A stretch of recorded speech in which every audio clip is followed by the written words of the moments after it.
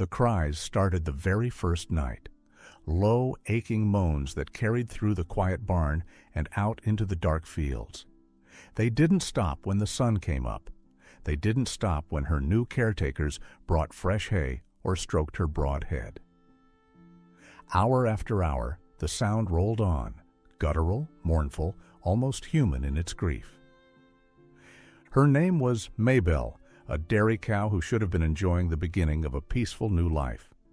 But instead of resting in comfort, she paced the stall, eyes wide and wet, hooves shifting nervously across the straw.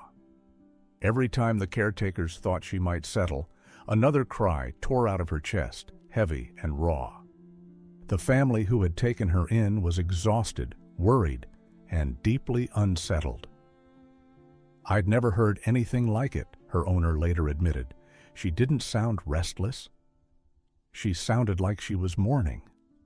But mourning what? Was Maybelle sick, suffering from some hidden illness? Had the move triggered a trauma from her past? Or was there something else, something no one could see, keeping her from peace? When they finally learned the truth, it left everyone frozen in disbelief. Maybelle's new life was supposed to be her happy ending. After years of service as a dairy cow, she had been brought to a sanctuary where rescued animals finally got the peace they deserved. No more milking schedules, no more endless cycles of pregnancy and loss. Just open fields, warm sun, and gentle hands to care for her. Maybelle had come from a small family farm. Compared to many, she had been treated well, fed regularly, handled with patience, and spoken to kindly. The farmers had loved her in their way. But love doesn't erase the reality of the system. For every calf she birthed, there was separation. Some were sold, others sent away, far too soon. Each time, Maybelle had called for them, and each time, her cries had eventually faded into silence. That was how it worked. That was how it had to work. Or so everyone thought. When Maybelle first stepped onto the sanctuary grounds, she looked calm enough. She sniffed the straw bedding, pawed the soil a little, and began eating from a fresh pile of hay. The caretakers exhaled in relief. She would settle in. She would heal. But that night, the crying began. It didn't sound like discomfort. It didn't sound like hunger. It sounded like a wound no one could see. The staff tried everything. They brought her buckets of warm mash, rich with sweet grains. They turned on soft music, hoping the low melodies would soothe her. They brushed her thick coat, whispering words of comfort as their hands moved over her back. They even left a lamp burning low in case she felt frightened in the dark. Nothing worked. Maybelle would eat, she would rest for moments at a time, but then her head would lift, her eyes would glisten, and the cries would begin again. Long, drawn-out bellows that echoed through the rafters. Pacing hooves thudded against the barn floor. Neighbors heard it from across the fields. "She's grieving," one whispered. "She must have lost something." Another suggested she was haunted by memories of the farm, by the calves taken from her. The vet came and ran a full exam. Heartbeat steady, weight normal, no injuries, no infection. Physically, she was perfectly healthy. But the cries continued, as relentless as ever. Caretakers grew more and more unnerved. Some of them admitted they avoided the barn at night because the sound shook them too deeply. "It doesn't feel like an animal," one said quietly. "It feels like someone mourning." Day after day, the cries wore on. Maybelle was eating less, losing energy, slipping into exhaustion. Something was very wrong, but no one could explain what. What could make a cow mourn so fiercely? What memory was she clinging to that refused to fade? The question hung over everyone like a storm cloud. Was she warning them of something coming? Was there a danger nearby that only she could sense? Or was this about something much deeper, something the caretakers had yet to uncover? The days dragged on, and the cries did not stop. The vet returned with stacks of test results. He had checked Maybelle's heart, lungs, even run blood work. Nothing. She was strong, perfectly healthy for her age. No infection, no pain. Her owner stared at the papers, shaking his head. If she's not sick, then why these cries? No one had an answer. The caretakers started whispering about the dairy industry itself. They all knew the routine. A cow gives birth, the calf is taken within days, and the mother's milk is collected. It had happened to Maybelle countless times. Every time she had cried, every time she had eventually quieted. But this grief was different. It wasn't fading. If anything, it was deepening. One of the caretakers admitted she'd seen Maybelle's eyes linger on the gate, as if waiting for someone to walk through. She's not just crying into the air, the woman murmured. She's calling out. For who, I don't know. Sometimes Maybelle would wander to the far edge of the pasture, stare into the distance, and let out a low, trembling bellow. Then she would pace back to the barn, restless, unsettled. The team thought maybe she was lonely. They introduced her to other cows at the sanctuary, hoping their presence might bring comfort. But Maybelle only turned away. She ignored their nudges, their curious sniffs, and kept returning to her vigil by the gate. Her cries seemed aimed at someone else. The question began to haunt her owner. Was she remembering the farm she came from? Was she longing for something left behind? Finally, desperate for answers, he climbed into his truck and drove back to Maybelle's old home. The farmer who had raised her greeted him with a puzzled look when he explained the situation. Crying? She was calm when she left. I don't understand. The owner pressed further, asking if there was anything at all, that might explain her grief. The farmer hesitated. His eyes shifted to the far pasture. There, a young bull calf paced restlessly, bellowing now and then into the wind. That one? The owner asked, pointing. The farmer exhaled. That's Maybelle's last calf. She gave birth to him not long before we retired her. The words hit like a thunderclap.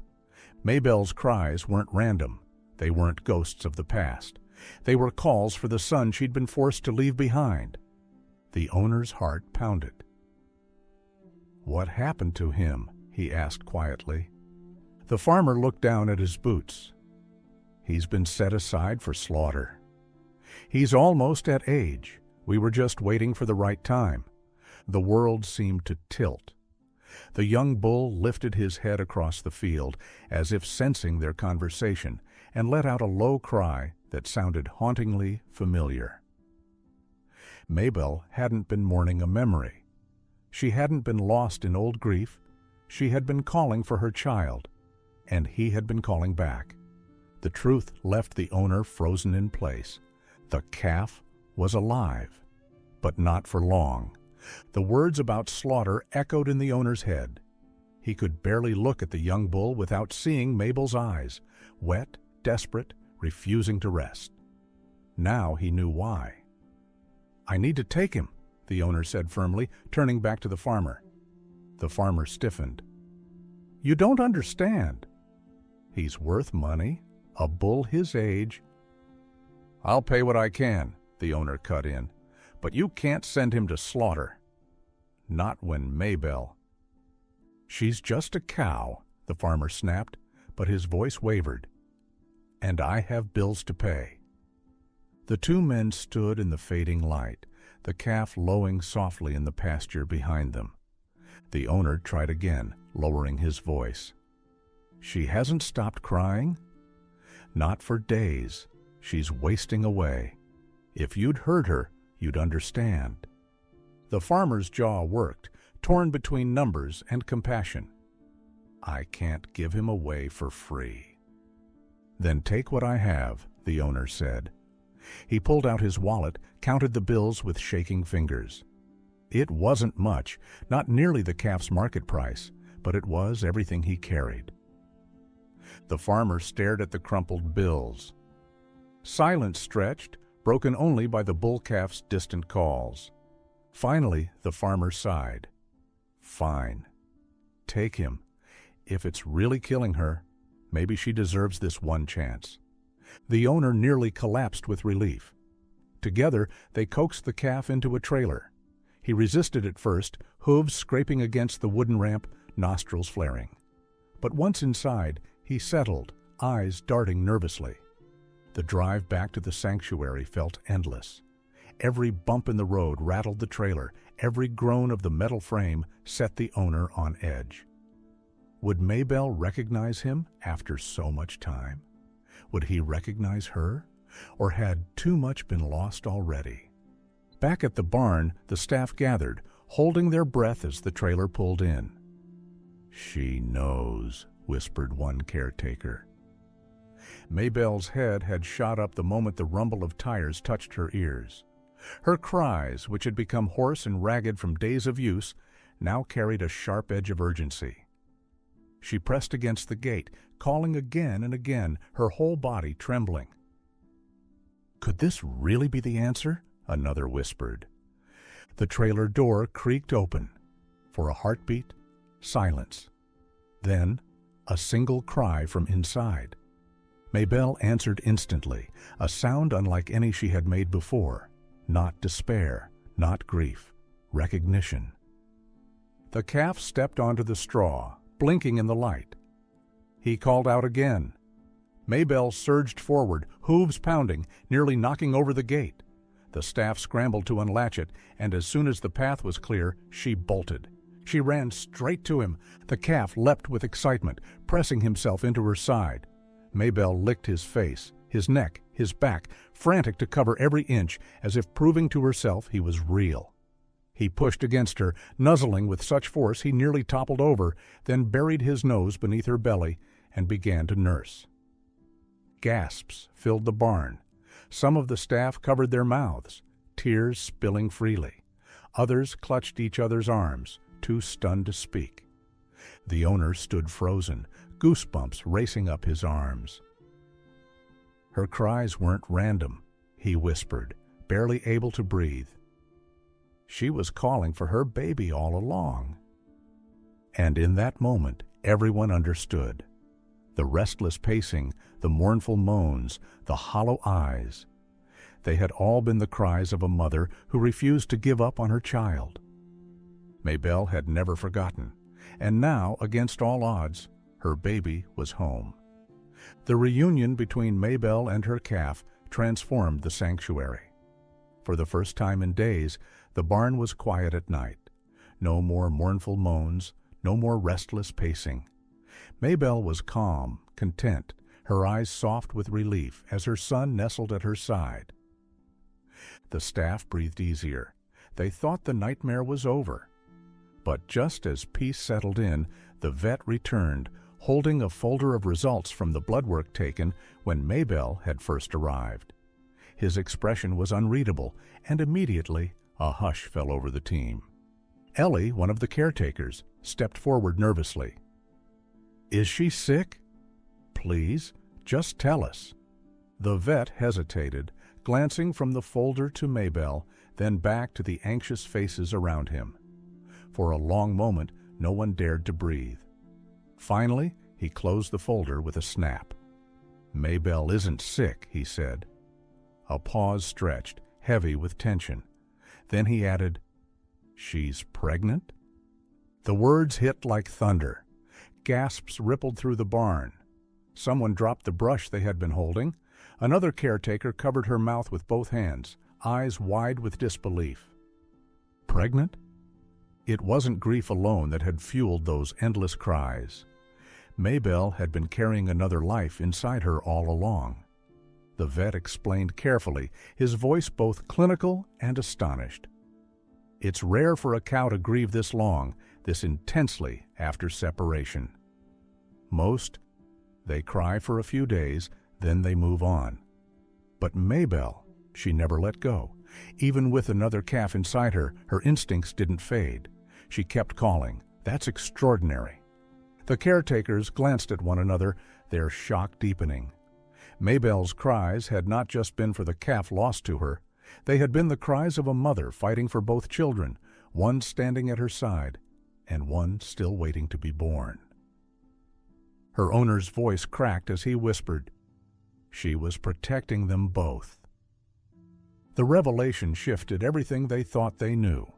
Maybelle's grief wasn't weakness, it was strength, the refusal to surrender love, even in a system designed to break those bonds. One caretaker shook her head, tears streaming down her cheeks. She carried her memory of him across months. She held on when most would have forgotten, and now she'll raise both. The barn was silent except for the soft sound of the calf nursing, Mabel's gentle breaths rumbling above him. In that silence, the weight of the truth sank in. The dairy cow had outwitted the system.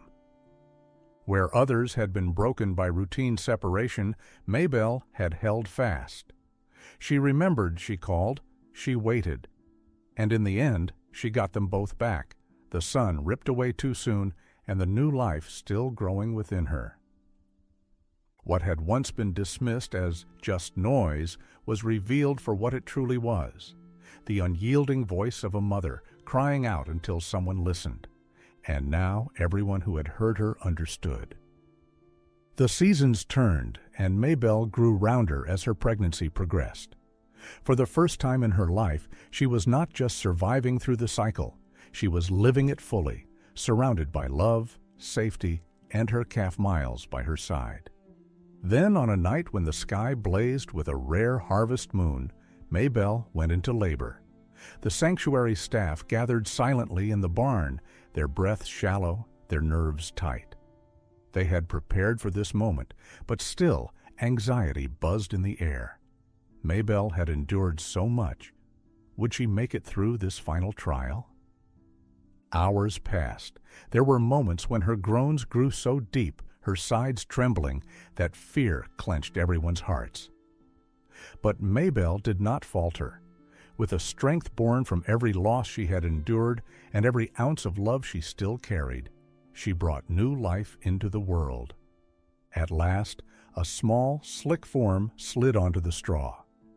A calf, alive, healthy, perfect.